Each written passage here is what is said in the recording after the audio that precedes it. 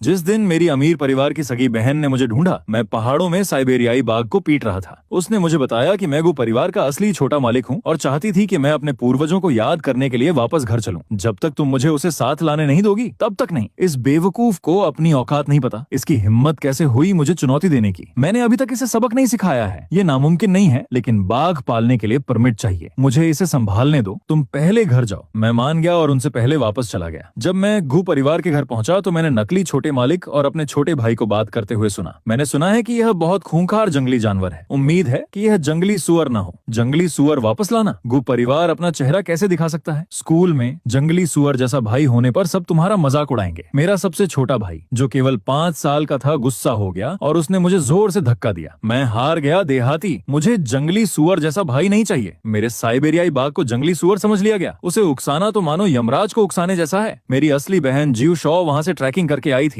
मुझे ढूंढने के लिए जंगल में कई लोग आए और मुझे बताया कि मैं ही असली मालिक हूँ जिसे जन्म के समय बदल दिया गया था। 10 साल से ज्यादा समय तक मैं एक बाघ की मान में नकली मालिक बनकर रहा। उस समय नकली मालिक के किसान पिता ने हम दोनों को बदल दिया था। वह मुझे मेरे कपड़ों में लिपटा हुआ रोते हुए ले गया और घने जंगल में छोड़ दिया। बाद में एक साइबेरियाई बाघिन मुझे अपनी मांद में ले आई। उसका इरादा मुझे खाने का था, लेकिन उसने अभी अभी अपने प्यारे शावक को खोया था। जब उसने मेरी चीखें सुनी तो उसका दिल पिघल गया और उसने मुझे अपना दूध पिलाया। मैं भूखा था। मैंने लालच से दूध पिया। माँ बाघिन के चेहरे पर ममता का भाव आ गया। वह रोई और पिता बाघिन से बोली, यह कितना प्यारा है, मैं इसे पालूंगी। पिता बाघिन इस जंगल का राजा था। पहले तो वह सहमत नहीं हुआ, लेकिन यह तो इंसान का बच्चा है। तो क्या हुआ? उसने मेरा दूध पिया है। इस तरह वह मेरा बेटा बन गया और बस मैं जंगल के राजा के घर में नकली छोटा मालिक बन गया। कई साल बाद बाघिन माता पिता का एक और बच्चा हुआ। वह जिद्दी था और जंगल के सभी जानवर उससे डरते थे। जब मैं उसे पीटता तभी वो पलटकर जवाब देने की हिम्मत करता, क्योंकि एक बार उसने बस हल्के से अपने छोटे पंजे से मुझ पर वार किया था, बिना कोई ताकत लगाए, और मेरी बांह से खून बहने लगा था। इससे वह इतना डर गया कि उसने फिर कभी मुझे छूने की हिम्मत नहीं की। उसने मुझे क्रिस्पी ब्रदर नाम भी दे दिया। मैंने भी अपने बाघ भाई को एक नाम दिया। उसका नाम दोशाबाओ है। अगर उसने मेरी बात न मानने की हिम्मत की तो मैं उसे पीट पीट कर पंचिंग बैग बना दूंगा। 3 साल पहले मेरे बाघ माता पिता एक के बाद एक गुजर गए और सिर्फ मैं और मेरा छोटा भाई दोशाबाओ एक दूसरे का सहारा बनकर रह गए। छोटा भाई दोशाबाओ अक्सर मुझे अपनी पीठ पर बिठाकर जंगल में घुमाने ले जाता था। अगर तेज बारिश होती तो वह मुझे घने जंगल में मौजूद एकमात्र रिसर्च सेंटर में शेल्टर लेने के लिए ले जाता। उस रिसर्च सेंटर में एक वनस्पति विज्ञानी साल भर रहती थी। वह एक डॉक्टर थी। जब उन्हें पता चला कि मेरा पालन पोषण बाघों ने किया है और मैं कभी स्कूल नहीं गया, तो उन्होंने अपने खाली समय में मुझे पढ़ना लिखना सिखाना शुरू कर दिया। मुझे नहीं पता क्यों, लेकिन बाघ का दूध पीने के कारण मैं न केवल जानवरों की भाषा समझ सकता था, बल्कि मेरी मेमोरी भी बहुत तेज थी। रिसर्चर आंटी मुझे जो कुछ भी सिखाती थी मैं उसे एक ही बार में सीख लेता था। रिसर्चर आंटी ने कहा, तुम्हारे जैसे टैलेंटेड बच्चे का इस घने जंगल में रहना सरासर व्यर्थ है। मैं तुम्हारे असली माता पिता को ढूंढने में तुम्हारी मदद करूंगी। अब तुम 16 साल के हो गए हो, तुम्हें शहर वापस जाकर पढ़ाई करनी चाहिए। लेकिन मुझे परवाह नहीं थी। कौन जानता था कि 3 महीने बाद मेरी बहन गुशो मुझे ढूंढने के लिए जंगल में पैदल चलकर आएगी। उस समय मैं अपने छोटे भाई दोशाबाओ को पीट रहा था, जो बाघ की पीठ पर सवार था। एक हाथ से मैं उसके बाघ के फर खींच रहा था और दूसरा हाथ मुट्ठी में बंद था, और मैं बेरहमी से उसके विशाल सिर पर मुक्के मार रहा था। मैंने तुमसे कहा था कि मेरे सिर पर मत मारो। अगर तुमने मुझे बेवकूफ बनाया तो तुम्हें माउंटेन पेट्रोल पर कौन ले जाएगा? अब तक उसका शरीर विशाल हो चुका था, इतना मजबूत कि एक जंगली भैंस को भी मार गिरा सकता था। लेकिन वह अपने नाजुक बड़े भाई का कुछ नहीं कर सकता था। जब वे आदमी और बाघ अपने रोजाना के टाइगर ट्रेनिंग नाटक में लगे हुए थे, तभी रिसर्चर आंटी मेरी सगी बहन को लेकर आई, जो एक हाई सोसाइटी परिवार से थी और जिनका चेहरा सदमे से भरा हुआ था। छोटे भाई, मैं तुम्हारी सगी बहन गुशॉ हूँ।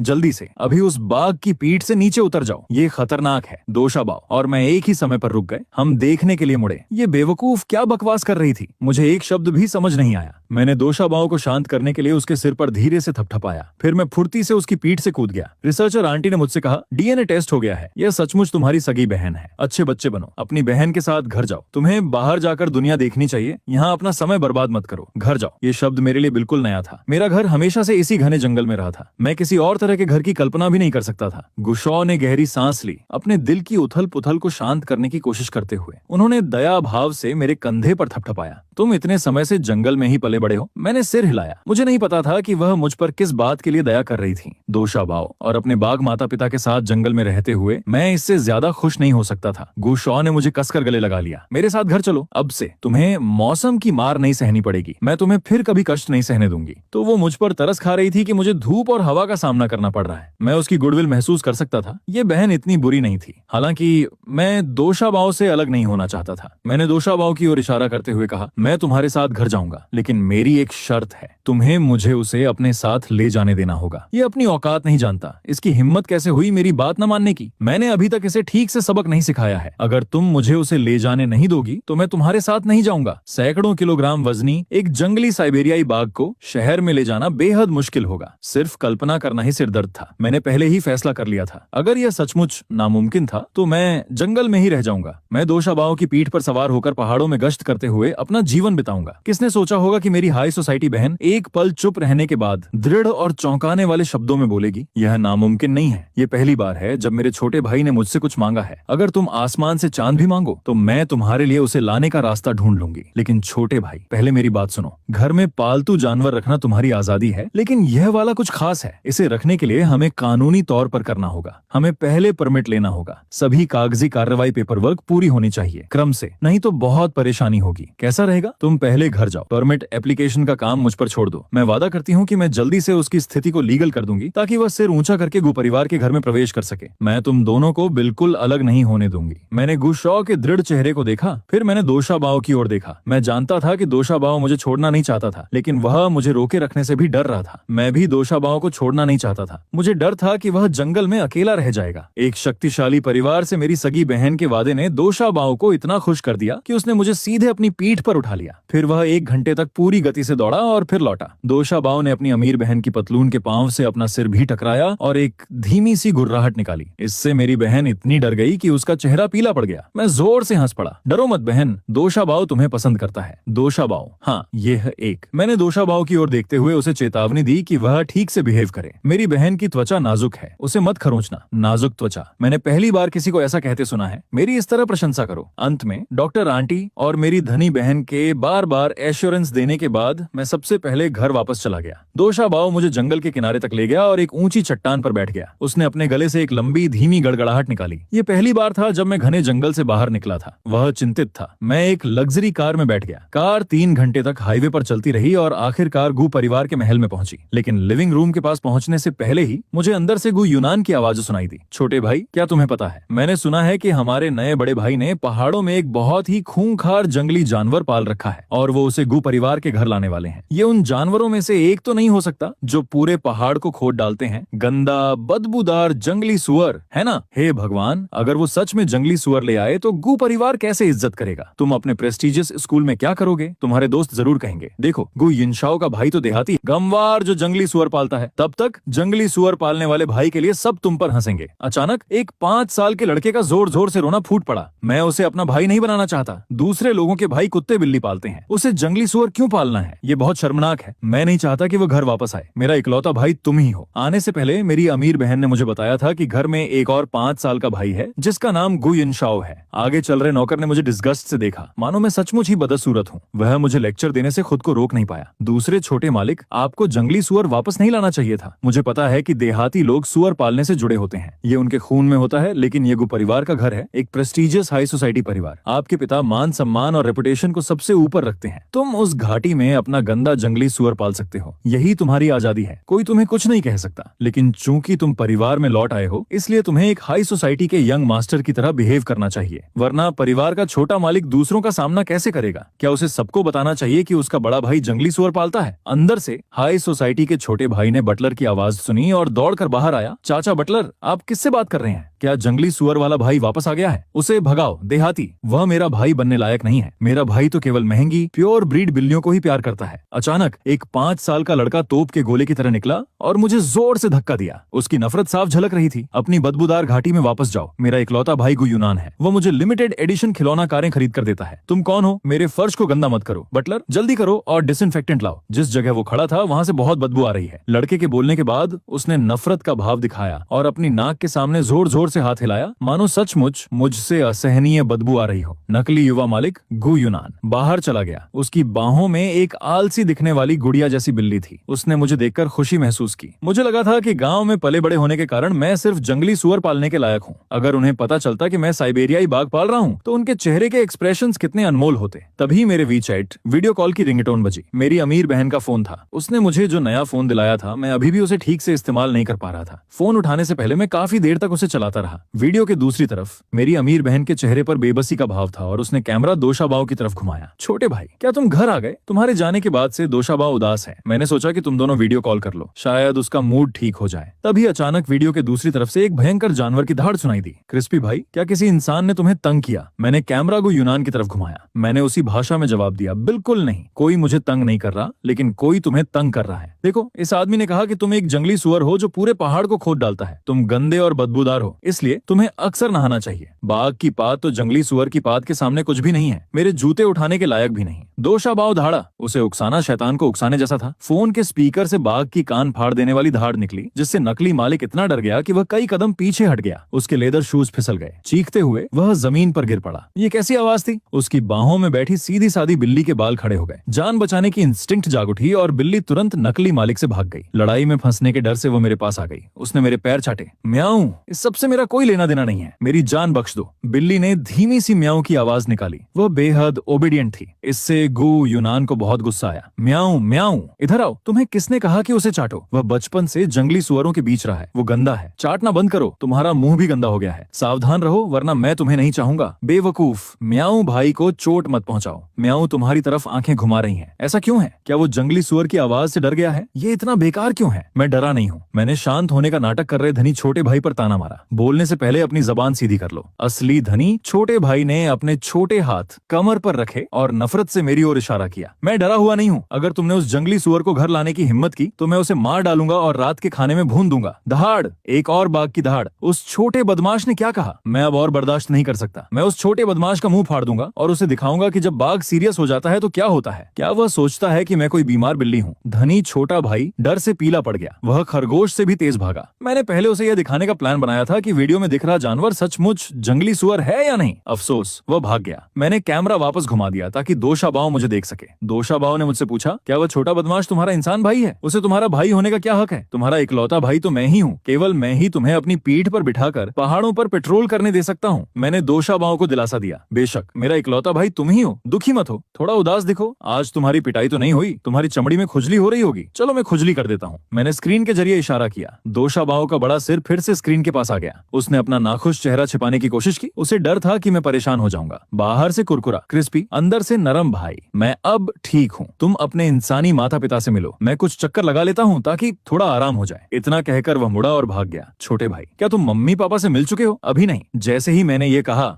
बाहर विला से एक सजे धजे मिडिल एज्ड का जोड़ा अंदर आया। वे सीधे मेरी तरफ बढ़े। बेटा, मेरे प्यारे बेटे, तुम्हारे पापा और मैं तुम्हें लेने के लिए समय पर एंट्रेंस तक नहीं पहुंच पाए। हमें लगा कि तुम वापस नहीं आना चाहोगे। मुझे तुम्हें अच्छे से देखने दो। तुम इतने बड़े हो गए हो। शॉ ने कहा, तुम्हारा अभी तक कोई नाम नहीं है। क्यों ना हम तुम्हारे पिता मिलकर तुम्हारा नाम रखें? गुबेईमू कैसा रहेगा? तभी अचानक मेरे पिता ने मुझे कसकर गले लगा लिया। धनी माँ, मैं अपने प्यारे बच्चे को पाकर उनकी खुशी महसूस कर सकता था। आखिरकार अब मुझे दरवाजे से अंदर आते ही बदसूरत समझकर नीचा नहीं देखा जा रहा था। मैंने अपने होंठों के कोने उठाए। मुझे लगता है ये अच्छा है। गुबेईमू, मुझे ये पसंद है। बस ऐसा लगता है कि मेरा यहाँ वेलकम नहीं हो रहा है। मेरे धनी पिता चिल्लाए। किसने कहा? मैंने बटलर और नकली युवा मालिक गु यूनान की ओर इशारा किया जो फर्श पर था। वे दोनों सोचते हैं कि मैं देहाती हूँ, बदसूरत हूँ। उन्होंने यह भी कहा कि आप मान सम्मान को सबसे ऊपर रखते हैं और मेरे दोशाबाव को यहाँ नहीं रहने देंगे। अब जब मैं घर वापस आ गया था तो मैं दब्बू नहीं बनने वाला था। जो भी मेरे साथ बुरा बर्ताव करेगा मैं उसकी शिकायत जरूर करूंगा। ये देखने का मौका था कि क्या मेरे असली माता पिता मुझसे सच में प्यार करते हैं। कितना अनफेयर है। बटलर, तुम्हारी हिम्मत कैसे हुई मेरे लिए फैसले लेने की? बटलर इतना डर गया था कि उसके पैर कांप रहे थे।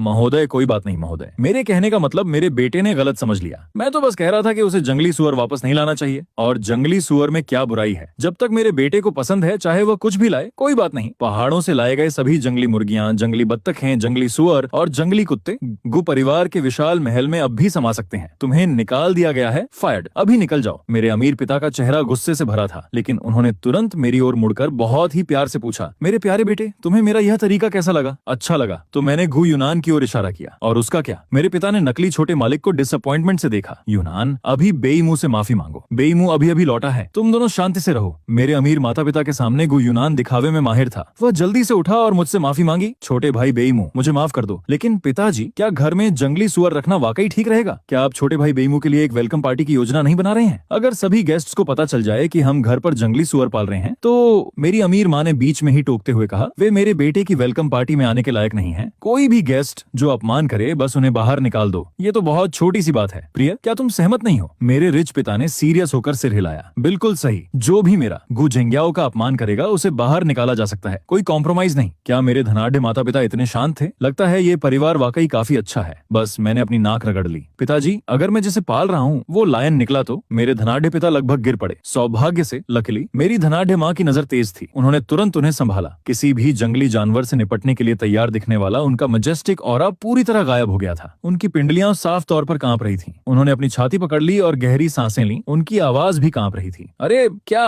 अभी भी खुले वीचैट वीडियो कॉल से मेरी धनी बहन की आवाज आई। पिताजी, ये शेर नहीं है, छोटा भाई बस आपसे मजाक कर रहा है। ये मुझे समझ नहीं आया। मेरी अमीर बहन ने फोन काट दिया। फिर उसने मुझे वीचैट पर मैसेज भेजा, छोटे भाई हमें पहले एक्शन लेना होगा और बाद में रिपोर्ट करेंगे। मैंने जवाब दिया, लेकिन कोई भी राज हमेशा के लिए तो नहीं छिपा सकता। पहले उसे वापस ले आओ, फिर बात करेंगे। नहीं तो मुझे डर है कि परिवार वाले ऐतराज करेंगे और मुझे दोषाबाव को वापस लाने नहीं देंगे। दोषाबाव के साथ रहने के लिए मैंने कहा, ठीक है, लेकिन मैं झूठ नहीं बोलना चाहता था। मैंने अपने अमीर पिता को मासूमियत से मुस्कुराते हुए कहा, असल में वह मेरा छोटा भाई है। मुझे बचपन में जंगल में छोड़ दिया गया था और एक जानवर पिता ने मुझे गोद लेकर पाला। बाद में उस जानवर पिता का एक और बच्चा हुआ, इसलिए वह मेरा छोटा भाई बन गया। जब मेरे अमीर माता पिता ने सुना कि मुझे एक जंगली जानवर ने पाला है तो उन्हें मुझ पर और भी ज्यादा तरस आ गया। खाने के समय वे मेरी थाली में खाना डालने के लिए आपस में झगड़ते थे, लेकिन आधे महीने बाद वेलकम पार्टी में यह अफवाह फैल गई कि मुझे एक जंगली सुअर ने पाला है। कुछ मेहमान मेरे पीठ पीछे मेरी बुराई कर रहे थे। क्या तुमने सुना? घू परिवार द्वारा गोद लिया गया। यह असली बेटा एक जंगली सुअर ने पाला है। वह अपने जंगली सुअर भाई को भी घर ला रहा है और वह अभी रास्ते में है। वह आज पहुंच जाएगा। मुझे नहीं लगता कि फैमिली रियूनियन पार्टी में घू परिवार को किसी जंगली सुअर का शुक्रिया अदा करना पड़ेगा, है ना? मैंने पीछे मुड़कर देखा कि वे कौन गपशप कर रही थी, लेकिन मैंने पाया कि वह मेरे पीछे थी। कुछ बॉडीगार्ड्स ने लोगों को जल्दी से घसीटकर दूर कर दिया था। अरे ये क्या कर रहे हो?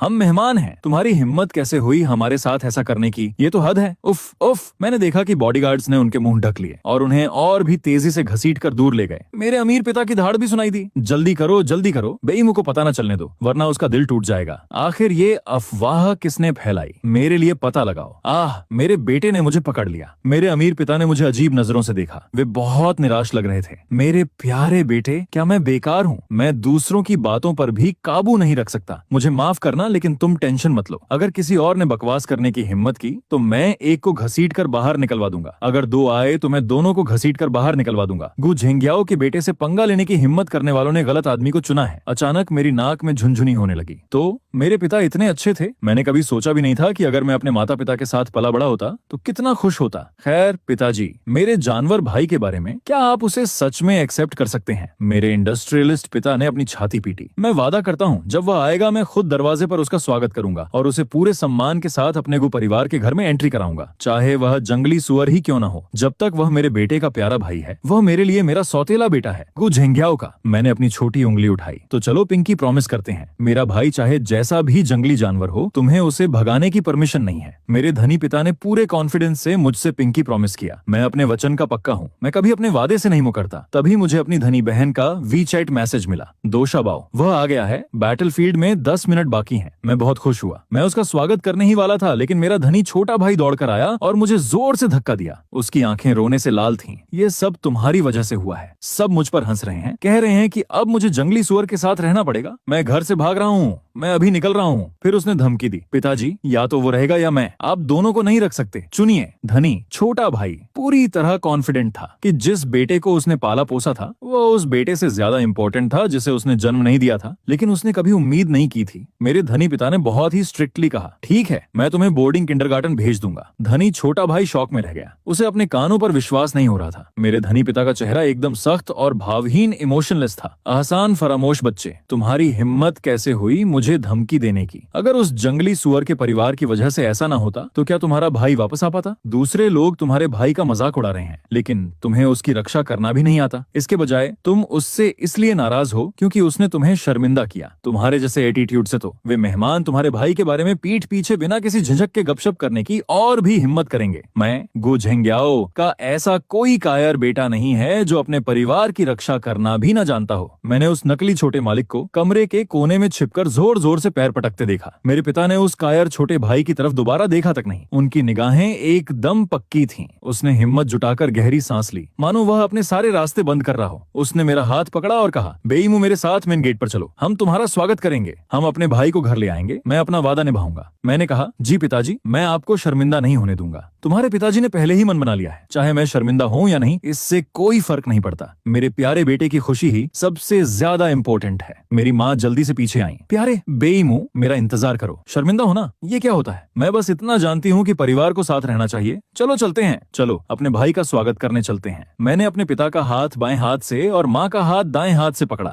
सबकी निगाहों के बीच हम भीड़ भरे बैंक्वेट हॉल से गुजरे, सरप्राइज भरी और कुछ लोगों की खुशी भरी निगाहों को इग्नोर करते हुए। मैं अपने पिता की बांह को थोड़ा कांपते हुए महसूस कर सकता था। मेरी माँ की हथेली पसीने से भीगी हुई थी। वे अपनी रेपुटेशन और पब्लिक इमेज को बहुत वैल्यू देते होंगे, फिर भी उन्होंने शांत भाव बनाए रखा और अपने कदम मजबूत रखे। जब मेहमानों ने गू परिवार के मुखिया और उनकी पत्नी का एटीट्यूड देखा तो भला कौन कुछ और कहने की हिम्मत करता। सब चुप हो गए, लेकिन सभी लोग बाहर जमा हो गए। वे जोर से हंसने की हिम्मत नहीं कर रहे थे, लेकिन अपने दिल में वे मुझे और गु परिवार को बेइज्जत देखना चाहते थे। दूर से एक बड़ा ट्रक आता हुआ दिखाई दिया। सभी मेहमान अपना मुंह ढककर हंसने लगे। ट्रक से लाया जा रहा है, जंगली सुअर के लिए कितना सही है। चेयरमैन गु अपने असली बेटे का स्वागत करने के लिए वाकई पूरी तैयारी कर रहे हैं। रुको, सुनो, ये कैसी आवाज है? मुझे बाघ की आवाज क्यों सुनाई दे रही है? असंभव, क्या मुझे भ्रम हो रहा है? ये क्या है? जो मेहमान एक पल पहले मजाक उड़ा रहे थे, उनके चेहरे से नकली मुस्कान अचानक गायब हो गई। अचानक सबकी आंखें एक साथ चौड़ी हो गईं। दूर से मुझे दोशाबाओ की बाघ जैसी दहाड़ सुनाई दी। ये बेहद मजेस्टिक थी। दोशाबाओ तुरंत ट्रक से कूद गया। वह सीधे मेरी ओर दौड़ा, जिससे मेहमान घबराकर इधर उधर भागने लगे। चीखें लगातार गूंज रही थीं। आह, भागो, एक भयंकर बाघ! हे भगवान, यह बाघ कहां से आ गया? बाघ तो लोगों को खा जाएगा। मैंने अपनी भौहें ऊपर उठाई। कायरों का झुंड, उन पर ध्यान मत दो। मैं दोशाबाओ की ओर दौड़ा और उसके बड़े सिर को गले लगा लिया। मैंने उसे बहुत प्यार से सहलाया। दोशाबाओ, मुझे तुम्हारी बहुत याद आई। मेरे जाने के बाद क्या तुम शरारती या नटखट थे? क्रिस्पी भाई, टेंशन मत लो। जब मुसीबत खड़ी करने की बात आती है तो मैं सबसे अच्छा हूँ। जल्दी से मेरी पीठ पर चढ़ जाओ। देखते हैं अब कौन तुम्हें परेशान करने की हिम्मत करता है। मेरे होंठों का कोना जोर से फड़क उठा। आज कोई मुसीबत नहीं खड़ी करनी। बात यह है कि तुम मेरे साथ रह पाओगे या नहीं। लेकिन मैंने जरा भी टाइम वेस्ट नहीं किया। मैं दोशाबाओ की पीठ पर कूद पड़ा और पूरी शान से उस पर सवार हो गया। मैं सीधे अपने अमीर माता पिता की ओर चल पड़ा। मेरे अमीर पिता का मुंह खुला का खुला रह गया था। उनके दोनों हाथ मेन गेट को पकड़े हुए थे ताकि वे अपने लंबे कांपते पैरों को सहारा दे सकें। बेटा, ये पापा हैं, मैं तुम्हें मिलवाता हूँ। ये मेरा छोटा भाई दोशाबाओ है। तुमने मुझसे वादा किया था कि तुम इसे भगाओगे नहीं। मेरे अमीर पिता। बेटा, मेरा दिमाग थोड़ा सुन्न हो गया है। मैं कहाँ हूँ? मैं कौन हूँ? क्या मैंने अभी अभी कुछ ज्यादा ही जल्दी में वादा कर दिया? मुझे परवाह नहीं थी कि वे अपना वादा तोड़ देंगे। दोशाबाओ, ये मेरे इंसान पिता हैं। उन्होंने कहा था कि वे तुम्हें गोद लेंगे। जल्दी करो और अच्छे बच्चे बनो। अब से मेरे पिता तुम्हारे भी पिता हैं। दोशाबाओ इतना खुश हुआ कि उसने अपनी पूंछ हिलाई। उसने अपना बड़ा सिर नीचे किया और मेरे धनी पिता की पैंट पर आगे पीछे रगड़ा, अपना प्यार दिखाने के लिए। जल्दी करो और मुझे गोद ले लो। मैं बहुत ओबीडेंट हूँ। मैंने अपने धनी पिता को इतना डरा हुआ देखा कि वे रो भी नहीं पा रहे थे। दशकों तक बिजनेस वर्ल्ड पर राज करने वाले उस महान इंडस्ट्रियलिस्ट की जबरदस्ती की मुस्कान रोते हुए चेहरे से भी बदसूरत थी। बेटा, ये सन्नाटा छा गया। सब जम गए थे। कोई भी अपने एक्सप्रेशंस पर काबू नहीं रख पा रहा था। पहले वाला सारा साहस कहाँ चला गया? फिर मैंने दोशाबाओ को अपनी धनी माँ से मिलवाया। वह सचमुच बहुत सुंदर थी। डर सहने की उनकी कैपेसिटी मेरे पिता से भी बेहतर थी। हालांकि वह बहुत डरी हुई थी, फिर भी उन्होंने कांपते हुए हाथ से दोशाबाओ के घने फर को सहलाया। बेईमू, यही वह भाई है जिसके बारे में तुम बात कर रहे थे? तुम्हें एक बाघ ने पाला था? वह तो बहुत शांत है। मैंने कहा, हाँ, बचपन में मुझे घने जंगल में छोड़ दिया गया था। एक साइबेरियाई बाघिन मुझे अपनी मान में ले गई और मुझे पाला। मैंने दोशाबाओ के बाघ जैसे सिर पर थपथपाया। ये मेरी माँ है। अब से ये तुम्हारी भी माँ है। दोशाबाओ ने अपना राजसी सिर नीचे झुकाया। उसने उसे नीचे कर लिया। मेरी अमीर माँ भी अपना प्यार दिखाने के लिए उस लेवल तक पहुंच सकती थी। माँ, वह आपको अपना सिर सहलाने दे रहा है। ठीक है, मेरी अमीर माँ ने जरूर। मैंने अपने जीवन का सारा साहस जुटाकर सावधानी से अपना हाथ उठाया। मैंने दोशाबाओ के सिर को सहलाया। जब दूसरे मेहमानों ने यह सुना तो वे सभी क्यूरोसिटी से चारों ओर जमा हो गए। वे भी बाघ के सिर को सहलाना चाहते थे। किसे पता था कि उनके पास पहुंचने से पहले ही दोशाबाओ ने एक जोरदार दहाड़ मार दी। फिर उनके पैरों तले जमीन कांप उठी। वे इतने डर गए कि अपनी जान बचाने के लिए भाग खड़े हुए। जब मैं दोशाबाओ पर सवार होकर मेन गेट से बाहर निकला तब पीछे से हैरानी और जलन की आवाजें आईं। वाह, ये तो कमाल है। वह बाघ अपने हर ऑर्डर का पालन करता है। किसने कहा कि यह जंगली सुअर है? क्या आपके परिवार का जंगली सुअर ऐसा दिखता है? मेरे अमीर छोटे भाई के चारों ओर बच्चों का एक ग्रुप भी था। वाह, क्या ये तुम्हारा बड़ा भाई है। तुम्हारा बड़ा भाई बाघ की सवारी करने की हिम्मत करता है। मुझे तुमसे बहुत जलन हो रही है। मेरा धनी छोटा भाई गु यिनशाओ अभी भी शौक में था। अगले ही पल वह मेरे पीछे भागा। भाई मेरा इंतजार करो। दोशाबाओ ने अपना सिर घुमाया और मेरे धनी छोटे भाई पर गुर्राया। यह मेरा भाई है, तुम्हें इसे इस नाम से बुलाने की परमिशन नहीं है। दुर्भाग्य से मेरा धनी छोटा भाई कुछ समझ नहीं पाया। वह अभी भी दूसरों के सामने दिखावा कर रहा था। यह मेरा भाई है, क्या तुमने देखा? ये मेरा असली भाई है। मैं हंस पड़ा। क्या तुमने नहीं कहा था कि तुम्हारा इकलौता भाई वो गुयूनान है? मेरा इकलौता भाई दोशाबाओ है। मेरा धनी छोटा भाई रोने ही वाला था। वह सचमुच दोशाबाओ के सिर पर हाथ फेरना चाहता था, लेकिन दोशाबाओ उस पर गुर्राया। मेरा धनी छोटा भाई पछतावे से भर गया। भाई मैं गलत था, मैं सचमुच गलत था। मैं अब उसके साथ नहीं घूमूंगा। जब मेरे धनी छोटे भाई ने गु यूनान को देखा तो वह शिकायत करने के लिए दौड़ पड़ा। भाई तुमने मुझसे झूठ क्यों बोला? जिसे वह पाल रहा है वह बिल्कुल भी बदबूदार जंगली सुअर नहीं है। मैं तो लगभग एक बाघ के सिर पर हाथ फेरने ही वाला था। ये सब तुम्हारी गलती है। दोशाबाओ ने जब गु यूनान को देखा तो उसने गुस्से से अपने दांत दिखाते हुए एक जोरदार दहाड़ मारी। नकली युवा मालिक के चेहरे पर लार के छींटे पड़ गए। चिपचिपा और घिनौना, ये किसी हॉरर फिल्म के सीन जैसा था। नकली मालिक इतना डर गया कि वह जमीन पर धड़ाम से गिर पड़ा। वह सदमे से फूट फूट कर रोने लगा। आह, मेरे पास मत आओ, मदद करो। मैं बस मुस्कुराने की कोशिश कर सका। मुझे माफ करना, क्योंकि तुमने कहा था कि वह जंगली सुअर है, इसलिए वह तुम्हें पसंद नहीं करता। दोशाबाओ सबसे ज्यादा दुश्मनी याद रखता है। अगली बार जब तुम उसे देखो तो बेहतर होगा कि दूसरी तरफ चले जाओ, वरना वह सचमुच तुम्हारा सिर काट सकता है। गु यूनान बुरी तरह डर गया था। वह चीखता हुआ वहां से भाग गया। वह रोया और मेरे अमीर माता पिता से उसे बोर्डिंग स्कूल भेजने की भीख मांगने लगा। इस घर में वह एक पल भी नहीं रुकना चाहता था, लेकिन दोशाबाओ भी खुश नहीं था। हालांकि मेरे माता पिता ने अपना डर न दिखाने की पूरी कोशिश की और दोशाबाओ के करीब जाना चाहते थे, लेकिन जंगल में वह हर दिन कम से कम 20,000 कदम दौड़ता था। पहाड़ों पर इधर उधर घूमता रहता था। वह पहले तो आजाद और बेफिक्र रहता था, लेकिन गु परिवार के घर में उसे पूरी एक्सरसाइज नहीं मिल पाती थी। ऊपर से मुझे स्कूल भी जाना होता था, इसलिए मैं उसके साथ खेल नहीं पाता था। दिन भर केवल रात में ही मैं उसके पास लिपटकर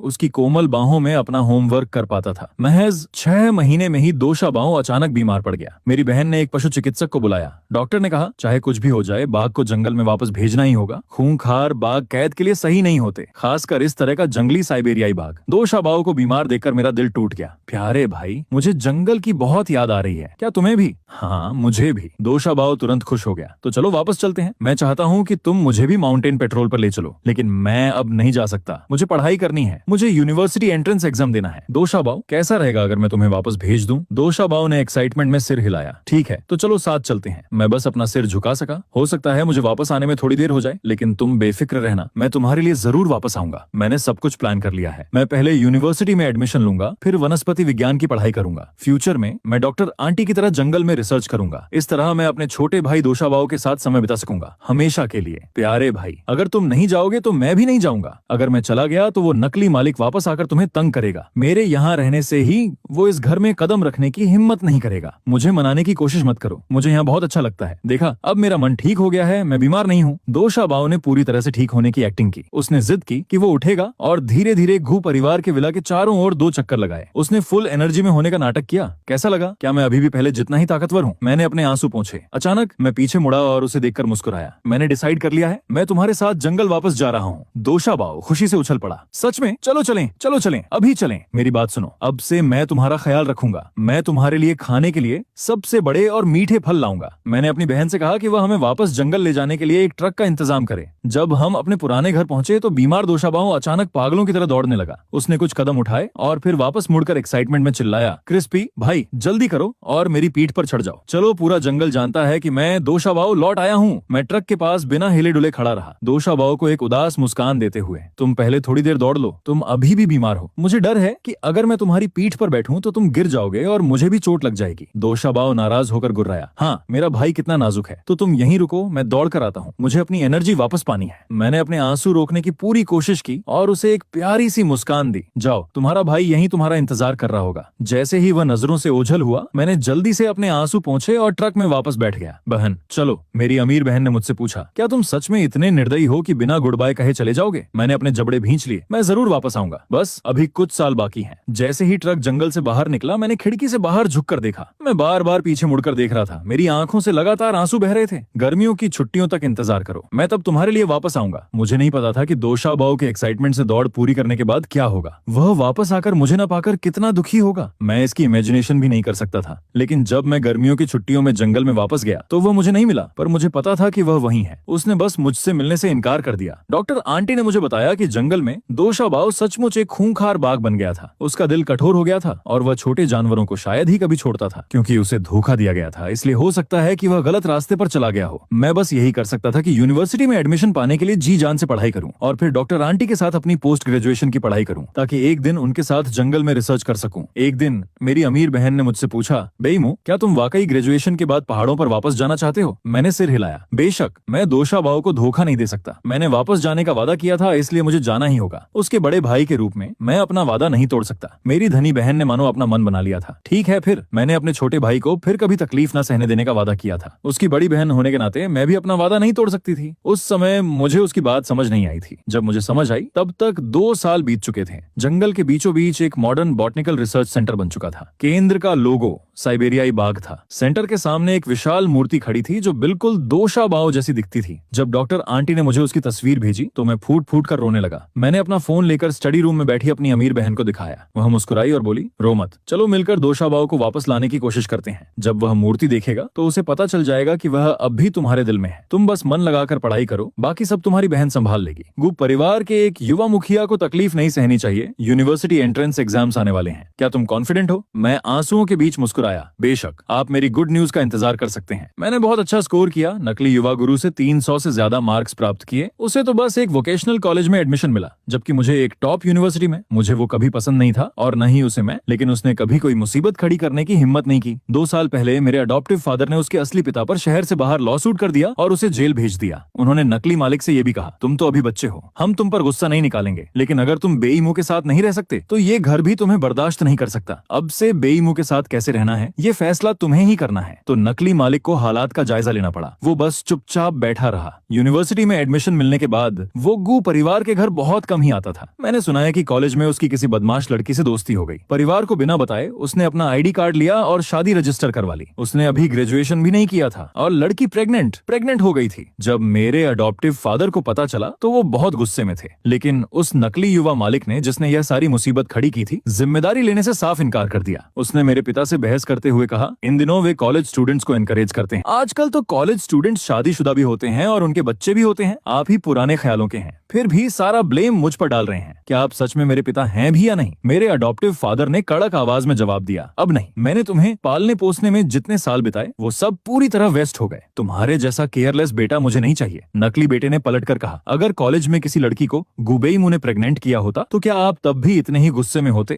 ये सब बस इसलिए है ना क्योंकि मैं आपका बायोलॉजिकल बेटा नहीं हूँ। गू झेंग्याओ ये सुनकर और भी ज्यादा डिसअपॉइंटेड हो गए। वह नकली युवा मालिक गू परिवार के घर में शादी करना चाहता था। उसने वेडिंग गिफ्ट के रूप में एक कार, एक घर और भारी कैश की भी डिमांड की। घर एक बहुत बड़ा विला होना चाहिए था और कार एक मेबैक होनी चाहिए थी। गू झेंग्याओ बहुत ज्यादा गुस्से में आ गए। उन्होंने उसे कुछ भी देने से साफ इनकार कर दिया और उसके सभी खर्चे भी तुरंत बंद कर दिए। उन्होंने उसका होम रजिस्ट्रेशन वापस उसके पैतृक गांव में ट्रांसफर करवा दिया और उससे पूरी तरह नाता तोड़ लिया। उन्होंने मुझे फोन करके यह भी पूछा कि क्या कॉलेज में मेरी कोई गर्लफ्रेंड है। उन्होंने मुझे बहुत स्ट्रिक्टली वार्निंग दी, कॉलेज में रहते हुए तुम्हें छुपकर अपने आईडी कार्ड का यूज करके किसी से भी शादी करने की सख्त मनाही है। अगर तुमने ऐसा करने की हिम्मत भी की तो मैं तुम्हारे पैर तोड़ दूंगा। गू झेंग्याओ मुझसे पहली बार इतने इमोशन और जोश से बात कर रहे थे। मैं तब 2nd ईयर का स्टूडेंट था। उस समय मैं एक इंटरनेशनल स्टूडेंट इनोवेशन कंपटीशन में बहुत बिजी था। डॉक्टर आंटी ने मुझे बताया था कि इन कॉम्पिटिशन्स में हिस्सा लेने से बाद में पोस्ट ग्रेजुएशन में एडमिशन मिलने में बहुत हेल्प मिलेगी। इस तरह तुम सीधे मेरे स्टूडेंट बन सकते हो। आखिरकार हमारी टीम ने अपने बॉटनी प्रोजेक्ट के लिए गोल्ड मेडल जीता। इससे मुझे पोस्ट ग्रेजुएशन में एडमिशन मिलने का रास्ता पूरी तरह खुल गया। 2 साल बाद रिकमेंडेशन के जरिए मुझे सिंघुआ यूनिवर्सिटी में एडमिशन मिल गया और मैं डॉक्टर आंटी का स्टूडेंट बन गया। आखिरकार मैं उस जाने पहचाने जंगल में वापस लौट आया। गू ग्रुप ने डॉक्टर आंटी के लिए एक बॉटनिकल रिसर्च सेंटर में फॉरेस्ट इकोसिस्टम ऑब्जर्वेशन सेंटर बनाने के लिए भारी इन्वेस्ट किया था। डॉक्टर आंटी और दूसरे प्रोफेसर्स कई पोस्ट ग्रेजुएट स्टूडेंट्स को यहाँ डेडिकेटेड रिसर्च करने के लिए लेकर आए थे।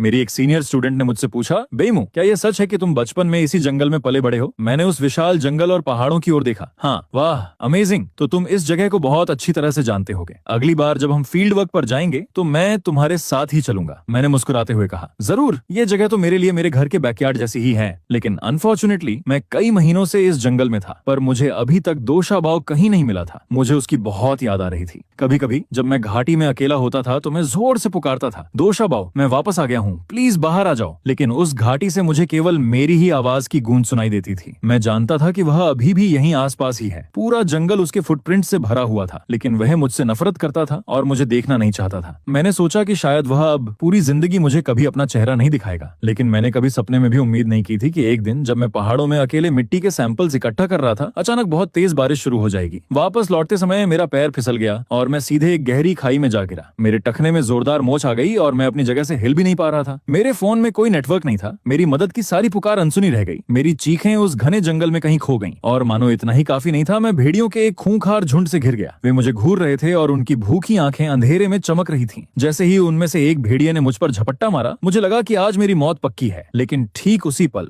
दूर से एक साइबेरियाई बाघ की भयंकर दहाड़ गूंज उठी। वह दहाड़ बहुत ही गहरी और पावरफुल थी, जो जंगल के राजा की एक एब्सोल्यूट अथॉरिटी से भरी हुई थी। मैं उस आवाज को बहुत अच्छी तरह से पहचानता था। यह दोषा बाव था। बिजली की तरह तेज एक परछाई मेरी ओर दौड़ती हुई आई। उसने हवा में छलांग मारते हुए सीधे उस भेड़िए की गर्दन में अपने नुकीले दांत गड़ा दिए। बाकी का झुंड भी उस पर टूट पड़ा। मैं डर के मारे चिल्लाया, दोषा बाव। दोषा बाव ने एक ही झटके में उस भेड़िए की गर्दन तोड़ दी और बिना रुके एक बेहद ठंडे स्वर में कहा, मुझसे दूर रहो। अगर मैं मर भी जाऊं तो इससे तुम्हारा कोई लेना देना नहीं है। दोषा बाव ने मेरी ओर पलटकर देखा तक नहीं। उसने बस अपने विशाल शरीर को मेरे सामने एक ढाल की तरह खड़ा कर दिया। उसकी बाघ जैसी आंखें गुस्से से बिल्कुल लाल थीं और उसकी नजरें आगे बढ़ रहे बाकी भेड़ियों की गर्दनों पर टिकी हुई थीं। हे भगवान, वह इस खौफनाक मंजर में भी कितना शांत था। जब उसे पूरा यकीन हो गया कि पांचों भेड़िए मर चुके हैं, सिर्फ तभी दोषा बाव ने धीरे से मुड़कर मेरी उस दयनीय हालत की ओर देखा। उसकी निगाहें बहुत ठंडी और मुझसे दूर थीं। उनमें एक जानबूझकर की गई इग्नोरेंस का भाव भी था। कुछ ही पलों पहले जो मेरा एक मजेस्टिक सेवियर था, वह अब ऐसा बर्ताव कर रहा था मानो पूछ रहा हो, तुम कौन हो? उसकी नजरें साफ कह रही थीं, मैं तुम्हें नहीं जानता। मैंने अपने मोच आए टखने के सहारे खड़े होने की कोशिश की। मेरे पैर में इतना तेज दर्द हुआ कि मेरी सांसें अटक गईं। मैं वापस जमीन पर धड़ाम से गिर पड़ा। अचानक दोषा बाव की वह शांत परछाई हिली। उसका विशाल शरीर मेरे ऊपर हावी हो गया था, लेकिन फिर भी उसकी हरकतें बहुत ही सरप्राइजिंग तरीके से कोमल थीं। वह मेरे ठीक पीछे आकर लेट गया, बहुत ही सावधानी से मेरे सूजे हुए टखने को बचाते हुए। उसने अपने शरीर से मुझे बारिश से पूरी तरह कवर कर लिया था, लेकिन उसके शब्द अभी भी बहुत कठोर थे। शांत रहो, हिलना मत, तुम बहुत बड़ी मुसीबत हो। ये मत सोचना कि मुझे तुम पर कोई तरस आ रहा है। मैं बस ये नहीं चाहता कि तुम मेरे जंगल में इतनी आसानी से मर जाओ। वह अपने गर्म मजबूत शरीर से मुझे हवा और तेज बारिश से बचाते हुए गुस्से में बड़बड़ाया। उसका बड़ा सिर इधर उधर घूम रहा था, मानो वह मुझे उस खाई से सुरक्षित बाहर निकालने का कोई तरीका ढूंढ रहा हो। मैं अब खुद को और नहीं रोक सका। मैंने अपनी बाहें उसके चारों ओर डाल दी और उसे बहुत कसकर गले लगा लिया। मैंने अपनी पूरी ताकत से अपना रोता हुआ चेहरा उसके फर में गहराई तक दबा दिया। मुझे माफ कर दो दोषा बाव, मैं वापस आ गया हूँ, प्लीज मुझसे दूर मत जाओ। मुझे पता है कि जब भी मैं सैंपल्स लेने पहाड़ पर जाता हूँ, तुम छुपकर मेरा पीछा करते हो, मेरी रक्षा करते हो। इनकार मत करो, मैंने तुम्हारी प्रेजेंस को कई बार महसूस किया है। मुझे पता है कि तुम मेरे आसपास ही होते हो, बहुत बहुत करीब। मुझे तुम्हारी बहुत याद आई। दोषा बाव मेरी बाहों में एकदम से स्टिफ हो गया। उसने अपना सिर दूसरी तरफ मोड़ने की कोशिश की। उसकी आवाज थोड़ी भारी हो गई थी। तुम बहुत ही इरिटेटिंग हो, मुझे तुम्हारी जरा भी याद नहीं आई। लेकिन उसने मुझे खुद को कसकर पकड़े रहने दिया और मेरे आंसुओं से अपने फर को भीगने दिया। जब आसमान में जोर से बिजली कड़की तो उसने तुरंत मुझे अपने शरीर के और भी करीब खींच लिया, मानो उसे डर हो कि कहीं मुझ पर ही बिजली न गिर जाए। 2 दिन बाद रिसर्च सेंटर के हॉस्पिटल में मेरे टखने पर प्लास्टर चढ़ा हुआ था। सूजन अब काफी कम हो गई थी। दोषा बाव बहुत बोर हो रहा था। वह मेरे बिस्तर के ठीक बगल में जमीन पर फैला हुआ लेटा था और रिसर्चर्स द्वारा लाए गए बीफ को आराम से कुतर रहा था। एक सीनियर ने डरते हुए मुझसे कहा, बेईमो, तुम इस बार वाकई बहुत लकी रहे। अगर ये बाघ न होता जिसने तुम्हें तेज बुखार से बेहोश होने पर सुरक्षित बेस तक पहुंचाया, तो पता नहीं क्या होता। मैंने दोषा बाव की तरफ देखा, जो अब भी मुझे कोई प्यार भरी नजर नहीं दे रहा था। मैंने इमेजिन किया कि कैसे वो मुझे अपनी पीठ पर लादकर बेस तक ले गया होगा। मैंने सोचा कि मेरे क्लासमेट्स उसे देखकर कितने शौक में आ गए होंगे। वो नजारा जरूर देखने लायक रहा होगा। इसका नाम दोषा बाव है। वो इस दुनिया में मेरा सबसे करीबी फैमिली मेंबर है। वो मेरे घर वापस आने का इंतजार कर रहा था, है ना? दोषा बाव ने थोड़ी देर के लिए अपना मांस चबाना बंद किया। उसने एक धीमी दबी हुई सी गुर्राहट निकाली। ये नाजुक चीज तो बहुत शिकायतें करती है, लेकिन मैं क्या करूं? आखिरकार तुम मेरे भाई हो। आगे बताओ, कहानी सुनाना क्यों बंद कर दिया? हेलो, अगर आप लोगों को ये स्टोरी पसंद आई तो कमेंट में जरूर बताना। और हाँ, थोड़ा टाइम लगेगा, बट बहुत अच्छी स्टोरीज आने वाली हैं।